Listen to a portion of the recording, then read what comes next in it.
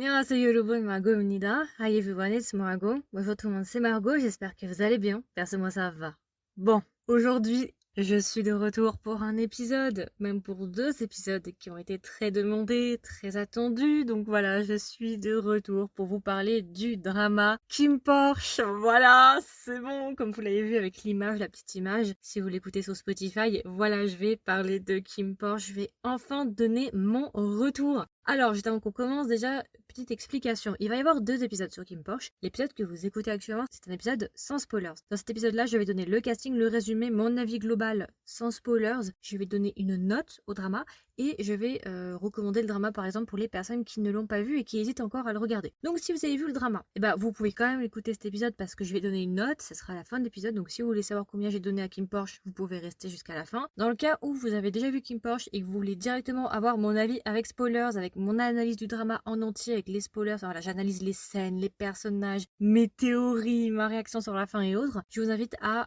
aller à l'épisode prochain du coup, qui sera justement un épisode de Kim Porsche avec spoilers. Donc pour le moment du coup, alors pour donc là cet épisode vraiment principalement va être destiné quand même aux personnes qui ne connaissent pas Kim Porsche ou qui connaissent pas trop et qui n'étaient pas encore dans le truc et qui n'ont pas trop suivi justement la fièvre Kim Porsche, j'ai envie de dire ça comme ça. Alors qu'est-ce que c'est Kim Porsche pour les personnes justement qui ne connaissent pas? Kim Porsche c'est un BL thaïlandais et c'est pas un petit BL entre nous, c'est on va dire que c'est une des pierres angulaires je pense des BL, c'est vraiment un des fondements maintenant des BL, ce sera vraiment un BL qui sera justement qui marque le début d'une nouvelle ère pour les BL et même ça va devenir une référence pendant des années et des années et des années Kim Porsche vraiment. C'est un peu un moment historique pour l'histoire des BL je pense, clairement. Parce que là, il y a du lourd. Donc Kim Porsche de base, c'est issu d'un roman thaïlandais, du coup, qui a été écrit par Demi. Si ça vous intéresse et que vous voulez en savoir un petit peu plus sur le roman, j'ai fait des résumés en juin des 4 volumes de Kim Porsche, plus ces épisodes spéciaux de Pete et Vegas. À l'intérieur, justement, il y a en tout, du coup, 6 épisodes. Et à l'intérieur, je vous fais les résumés de chaque volume, chapitre par chapitre. Et je vous explique ce qu'il se passe à l'intérieur. En français, bien évidemment, parce que le roman est uniquement disponible en anglais et il n'est pas disponible partout. Enfin bon, c'est un peu compliqué. Donc si jamais vous êtes intéressé aussi par le roman, je vous invite à aller voir ça. C'est un petit peu plus bas, où vous tapez dans la barre de recherche résumé Kim Porsche et normalement vous devriez me trouver. Voilà. Donc Kim Porsche du coup pour le drama, du coup Kim Porsche c'est un drama thaïlandais de 14 épisodes qui date de 2022 qui a été diffusé aussi sur iQIYI. Voilà. Parmi les réalisateurs, on a quand même pas mal de monde, on a quand même du très très beau monde. Bon, on a Pipond, alors Pipond il est un peu populaire, c'est un petit peu dans l'équipe justement, c'est un petit peu le réalisateur. Bah, il est réalisateur et scénariste pour le coup. Pi pour, vous savez, c'est l'honorifique en thaïlandais pour dire quelqu'un de plus vieux et Pond c'est son nom.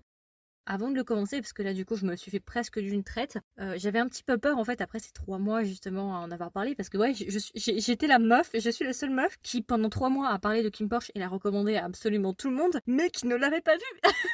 Donc vous voyez j'étais quand même dans une position délicate parce que j'en parle depuis 3 mois, allez le voir, allez voir, allez voir, mais je l'ai pas vu moi-même. Mais en fait je m'étais basée sur ce que j'avais pu voir, les bandes annonces et beaucoup de spoilers et ce genre de choses et d'après ce que j'avais pu voir c'est vrai que ça m'avait l'air de très très bonne qualité donc c'est pour ça que je l'avais recommandé à un maximum de personnes. Mais ma crainte justement quand j'ai commencé le drama, je me suis dit putain, imagine ça fait 3 mois que je le recommande et tout et que je suis hypée et que vraiment je suis à fond dessus et imagine que ce soit pas à la hauteur de mes attentes. C'était vraiment ma peur, vous voyez, que je me sois fait vraiment des délires et que vraiment je me sois fait des attentes inatteignables et qu'à la fin je sois plus déçue qu'autre chose. Ce qui arrive régulièrement quand on parle vraiment de quelque chose comme Squid Game, ce genre de choses, quand tu le regardes, alors ça dépend pour qui, moi c'est pas mon cas, mais pour ceux qui ont regardé Squid Game plus tard, peut-être qu'ils ont été déçus. Et c'était ma peur. Mais je dois vous avouer que quand j'ai regardé Kim Porsche, c'était clairement à la hauteur, c'était ouais. Et pourtant, mes attentes étaient hautes. Mes attentes étaient très hautes. Je dois vous avouer que vraiment, c'était très très haut là. Et ça a été à la hauteur. Clairement, incroyable. Incroyable. Voilà, c'est bon, c'est fini pour l'introduction qui dure 10 minutes. Mais il fallait quand même faire un petit point, voilà. Du coup, si je devais donner 6 emojis pour représenter le drama Kim Porsche, qu'est-ce que ce serait? Alors, il y en a quelques-uns qui sont assez drôles, dont un, j'en parlerai tout à l'heure. Alors, premier emoji, je mettrai l'emoji d'une arme, parce qu'on va se placer dans la mafia. Voilà, c'est un drama de mafia. Donc ça, déjà, c'est assez original, parce que vous voyez, un BL, boy love, qui se place dans la mafia, ça fait plaisir, ça change un petit peu, c'est pas les romances d'université, là, où c'est tout blanc, hyper saturé, on fait pas la distinction entre leur costume et le ciel. Vous voyez, ce genre de truc hyper blanc, pas très beau, avec surexposition et autres, c'est agaçant, quoi, avec, oui, il est en faculté d'ingénierie, c'est bon quoi, c'est bon, je fais une overdose de l'ingénierie là, ça suffit maintenant. Donc ça fait grave plaisir, petite mafia, toi-même tu sais. Deuxième emoji, je mettrai l'emoji d'une guitare, voilà. Je n'en dirai pas plus, mais on va dire que la musique a une importance, voilà. Je vais pas trop loin, mais voilà, pour ceux qui savent, vous savez. Je mettrai l'emoji ensuite de masque de théâtre pour représenter les apparences. Pour représenter les apparences, les gens qui ont des doubles jeux, des triples jeux, des quadruples jeux, voilà bref. Vous verrez quoi. Ensuite, je mettrai l'emoji de menottes. Ça, c'est pour faire référence à deux choses. Un événement dans le drama et des personnes dans le drama. Voilà. Je vais pas en dire plus. Ensuite, je mettrai l'emoji d'une bague. Voilà. Et enfin, ça, c'est pour faire un petit clin d'œil à une personne sur Discord. Son pseudo, c'est Sangluel. Sangrieul. Sangluel, je pense. Sangluel. Peut-être en coréen, je sais pas. Du coup, qui m'avait envoyé ces emojis après avoir justement regardé le drama, et elle m'avait mis un emoji qui m'a fait beaucoup rire. Et c'est vrai que oui, c'est vrai, c'est l'emoji du coup d'un slip. Oui, c'est vrai, c'est vrai. Après mes réflexions, ça colle très bien aussi au drama, et je pense que oui, c'est parfait, je pense, pour les 6 emojis, à mon avis, c'est, ouais, voilà, donc un slip, voilà. Voilà, je vais laisser votre imagination faire le reste, voilà. Et du coup, alors, juste avant qu'on commence, je vais peut-être vous donner le casting. Alors, je sais pas si ça va vous aider, du coup, mais je vais quand même le donner. Alors, en acteurs principaux, du coup, nous avons Mile qui va jouer le rôle de Kin. Nous avons Apo qui va jouer le rôle de Porsche. Nous avons ensuite Bible qui va jouer le rôle de Vegas. Nous avons Build qui va jouer le rôle de Pete. Nous avons Barcode qui va jouer le rôle de Porsche, donc le frère de Porsche. Et enfin, nous avons Jeff Satur qui va jouer le rôle de Kim, le petit frère de Kin. Et enfin, nous avons Tong qui va jouer le rôle de Tan Kun, le grand frère de Kin et de Kim. On a aussi Perth. Perth, il va jouer le rôle de Ken. Si vous le connaissez pas, alors il est acteur, mais il est aussi youtubeur, twitcher et beaucoup de choses. Donc voilà, il est australien et thaïlandais et il joue Ken dans le drama. Enfin bon bref, en fait il y a trop de personnes dans ce drama, donc c'est impossible de vous donner le casting entier. Mais je vous invite à aller voir de toute façon si ça vous intéresse. Mais il y a beaucoup trop de monde, donc c'est pas possible de vous donner tout le monde. Malgré le fait que je les aime tous, je peux pas vous donner tout le monde, donc voilà. Alors du coup maintenant c'est le moment un petit peu compliqué de vous donner un petit résumé de Kim Porsche sans vous spoiler et vous donner et aussi vous donner envie de le regarder parce que oui, il faut le regarder.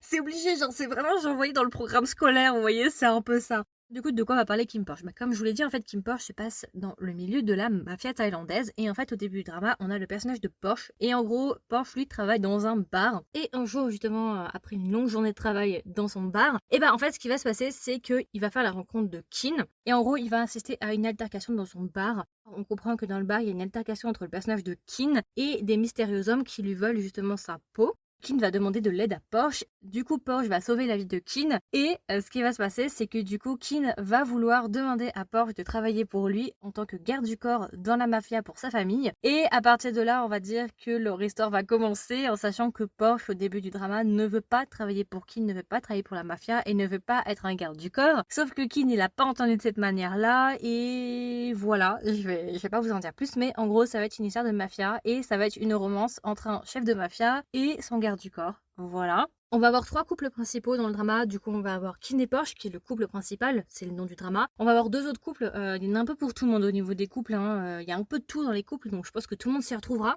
En vrai, c'est pas totalement vrai de dire qu'il y a 3 couples. Il y en a 4 en vrai, mais il y en a un qui est vraiment presque inexistant, mais qui est comme. Il y en a même 5 en fait, mais il y en a 2 qui sont inexistants et 3 qui sont vraiment prépondérants. Donc voilà, donc ça va être une romance justement entre Porsche et Kin et voilà. Ce qu'il faut savoir, c'est que cette romance-là est un enemy to lovers, c'est-à-dire que ça commence très très mal entre les deux. Porsche et Kin au début du drama vont se détester, vont très très mal débuter tous les deux, mais au fur et à mesure, on va suivre leur romance, on va les voir progresser, et voilà. Et en fait, ce qu'il faut savoir, du coup, je l'ai pas trop précisé, mais Kin en fait appartient à une famille de mafia extrêmement puissante. Et en fait, dans cette famille-là, ils ont 3 enfants, il y a 3 fils. Alors, il y a Kin, du coup, qui est le fils du milieu. Il y a Kim, qui est l'enfant le plus jeune. Et il y a Tankun, qui est le fils le plus vieux. Et ensuite, du coup, le père des 3 enfants, c'est Korn, d'accord? Korn est le chef de la famille.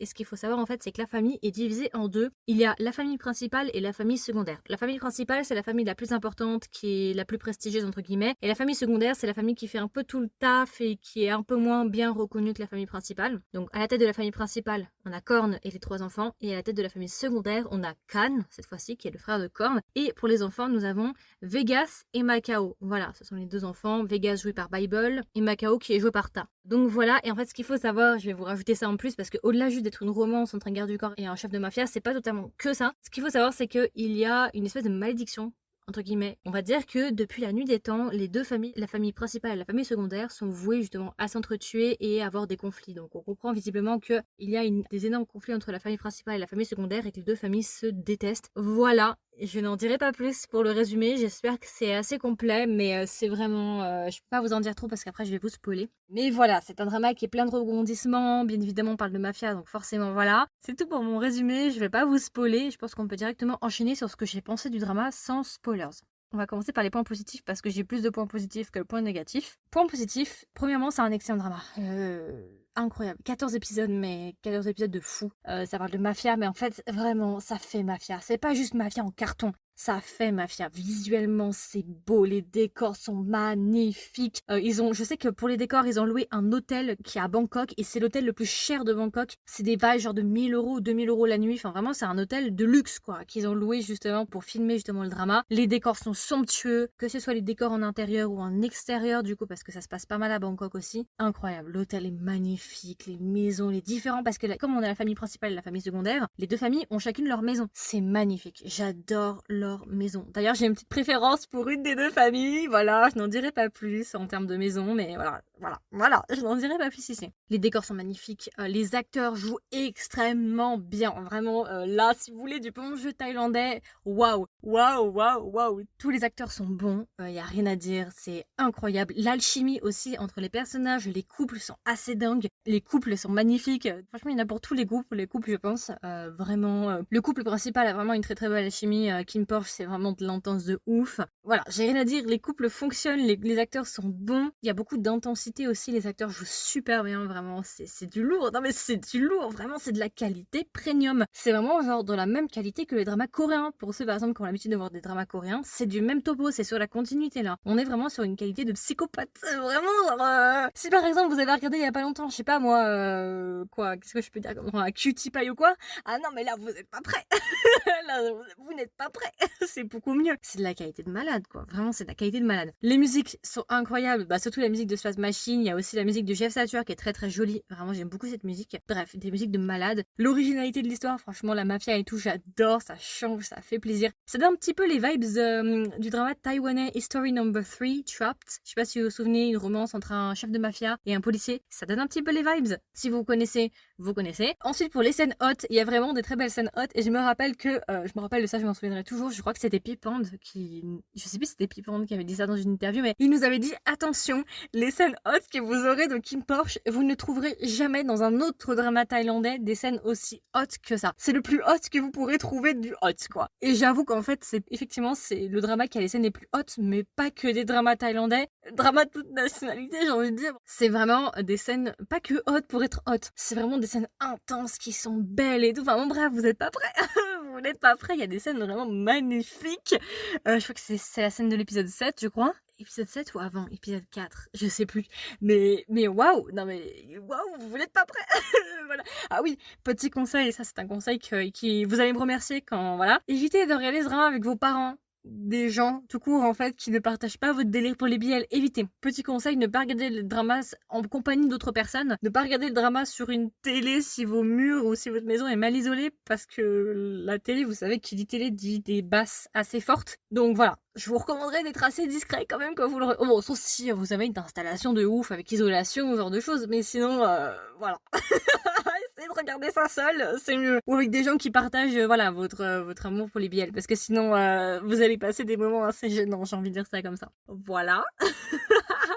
Le drama donne un petit peu les vibes de Vincenzo aussi pour ceux que ça intéresse. Voilà, surtout au premier épisode, vraiment grosse vibes de Vincenzo, mais c'est positif pour le coup. Le drama passe hyper vite, vraiment waouh. Non mais et puis il est épique bien évidemment. Et aussi je voulais finir sur quelque chose, le drama aussi a enlevé beaucoup des choses qui étaient problématiques dans le roman. C'est-à-dire qu'il y a beaucoup de différences entre le drama et le roman. Alors ça a du positif et du négatif, bien évidemment. Mais sur le côté positif, ce que j'ai beaucoup aimé, c'est que tous les aspects négatifs qu'il y avait dans le roman, tout ce qui était par exemple les scènes un petit peu, voilà, avec du viol ou ce genre de choses, ça a été retiré dans le drama. Une grande partie a été retirée dans le drama. Ils ont vraiment changé les relations et ils ont enlevé ce qui était problématique, en tout cas à 95%. Après, il y a toujours des petits trucs problématiques qui sont là, mais voilà, ils ont enlevé le plus gros. Donc déjà, grand travail là-dessus aussi. Donc voilà. Bon, c'est à peu près tout pour les points positifs, du coup, hein, il y a quand même pas mal de points positifs. Pour les points négatifs, j'en ai quelques-uns. Petit point négatif, la fin. Donc la fin, je dois vous avouer que la fin, je suis assez perplexe, je sais pas trop quoi en penser, à vrai dire. On en reparlera de toute façon dans l'analyse du drama, mais c'est vrai que la fin, on en rediscutera. J'ai trouvé aussi que parfois il y avait des petits décalages entre les images qu'on nous montre, les scènes qu'on nous montre et la musique, et ça j'ai trouvé ça un petit peu dommage à certains instants. J'ai trouvé qu'il y a des scènes qui étaient pas très bien optimisées et qui étaient gâchées par la musique, et qu'il y a des scènes qui auraient pu être beaucoup mieux exploitées et qui ont été un petit peu sous-exploitées, donc ça j'ai trouvé ça un peu dommage. Pareil, j'en parlerai de toute façon, tout ce que je dis là j'en parlerai dans la version longue, hein. Je vous donnerai mes explications détaillées. Après il y a eu des adaptations du roman qui ont été what the fuck dans le drama, genre je pense à une scène particulière avec un personnage, j'ai pas compris, j'ai écrit dans mon oreiller, j'ai vraiment pas compris ce qui s'est passé dans le drama, pourquoi ils ont fait ça, qu'est-ce qui s'est passé. Il y a un moment pour moi qui est vraiment que j'ai pas trop apprécié dans le drama, j'étais en mode mais what the fuck is that. Voilà. Et enfin, il y a un couple qui est problématique dans le drama, mais ça c'était prévu de toute façon parce que c'était dans le roman, donc le drama nous avait prévenu. Et encore, ils l'ont adouci en soi, hein, quoique. Si, ils l'ont quand même adouci. Mais il est problématique, quoi. On va dire que ça part sur des bases de syndrome de Stockholm et ce genre de choses. Donc bon, voilà, vous êtes avertis si jamais, hein. Voilà, c'est à peu près tout pour les points négatifs. Il y a quelques points plutôt techniques que j'ai, et après c'est plus en termes d'histoire et d'adaptation, dont je discuterai tout ça dans la version longue.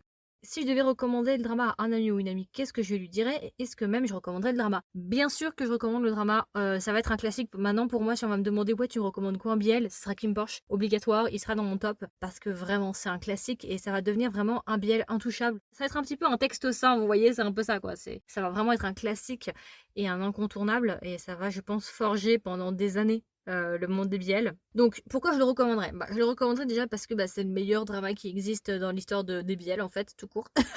Premièrement, déjà, on va commencer par le plus simple. Je le recommanderais pour le couple principal, qui est vraiment sympa, qui est vraiment beau, qui a une très très belle alchimie, qui est très intense. Je le recommanderais aussi pour les autres couples, parce qu'il y a des jolis couples. Je pense à un des couples secondaires, que j'aime beaucoup. Je le recommanderais pour l'originalité. C'est une romance qui se passe dans la mafia, donc je trouve ça incroyable. Je le recommanderais pour la qualité est dingue, vraiment la qualité visuelle, la manière dont c'est filmé et tout. Je le recommanderais aussi pour les décors qui sont juste somptueux, ça fait vraiment riche, ça fait mafia, ça fait professionnel, vous voyez, ça fait pas mafia en carton, vous voyez. Et le drama aussi est très très rapide, je vous préviens. Bon, c'est aussi un point négatif quelque part pour ceux qui ont vécu l'aventure Kim Porsche, ça a été très dur pour certains. Parce que oui, un des effets secondaires de Kim Porsche, c'est la dépression. Voilà. Oui, parce que Kim Porsche, on va dire qu'il y a des effets secondaires après avoir regardé Kim Porsche. Entre autres, parmi les effets secondaires que vous pourrez avoir, c'est une bonne dépression. Voilà. Ça s'appelle moi je l'appelle le Kim Porsche Effect. Dans le milieu anglophone, ça sort assez souvent, le Kim Porsche Effect, c'est un peu ça. C'est le fait de ne plus avoir de sens à sa vie et de se dire putain mais je vais faire quoi maintenant? Aucun drama ne peut me satisfaire à présent après avoir regardé Kim Porsche. C'est ça le Kim Porsche Effect.